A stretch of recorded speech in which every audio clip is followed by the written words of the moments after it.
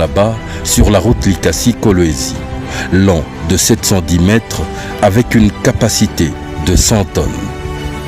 Grand contraste avec la ferraille qu'il y avait auparavant. Et en plus, je ne sais pas très bien comment on traversait ici avant.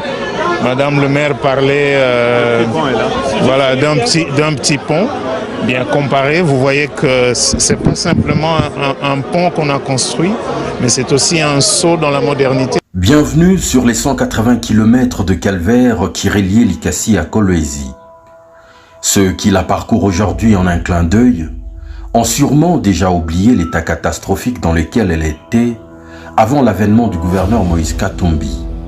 Un funeste bourbier qui s'étendait d'un bout à un autre, théâtre de tous les dangers.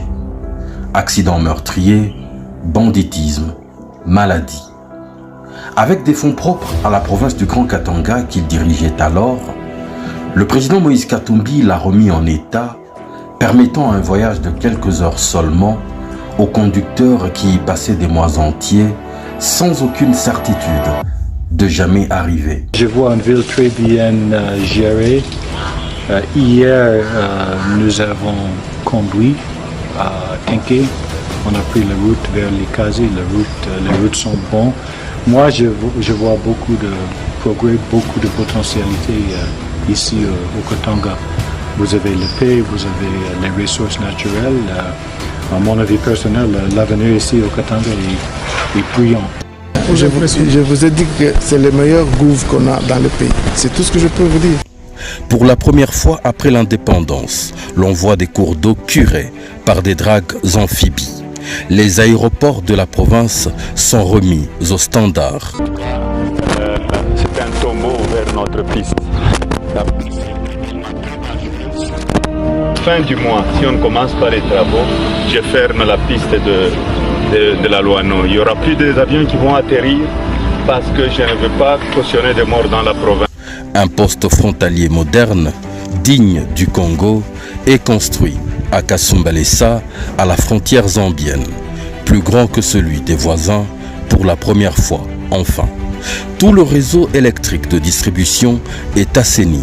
Plusieurs dizaines de cabines électriques sont réhabilitées ou nouvellement construites et équipées. Les postes de charge sont multipliés. Plus de 300 km de lignes électriques avariées sont remplacées. Des sous-stations électriques à usage domestique sont construites. Elles coûtent à la province plusieurs millions de dollars américains. Le réseau est assaini. Il y a du courant électrique régulier dans tous les ménages.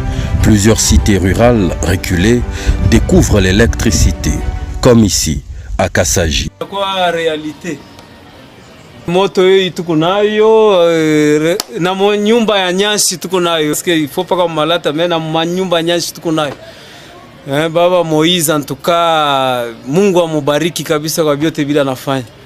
On ne pensait pas que Mkasaji depuis époque coloniale, ma première république, deuxième république, la troisième république, heureusement, gouverneur, son excellence, en tout cas, mes rêves, il n'y a quoi réalité. Des usines de traitement d'eau potable sont construites, des usines d'adduction d'eau également.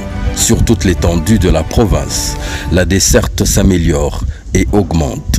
On a vu un gouverneur qui est plus motivé que ce qu'on n'a jamais vu dans aucun de nos projets, pas à Kinshasa seulement, pas en RDC, mais partout ailleurs. Il faut dire que nous avons trouvé un gouverneur qui avait commencé à faire sans nous, qui n'a pas attendu la banque.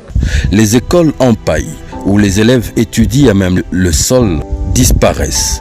Dans chaque district est érigée une école du cinquantenaire. Le nombre d'élèves explose de manière exponentielle. Tous les candidats finalistes sont pris en charge par la province et les meilleurs d'entre eux bénéficient de bourses d'études. Le couple Katumbi construit même une école technique de référence dont il fait gracieusement don à la communauté des pères jésuites. Ce genre d'établissement, même en Belgique, il n'y en a pas énormément. Tous les Athénées sont réhabilités.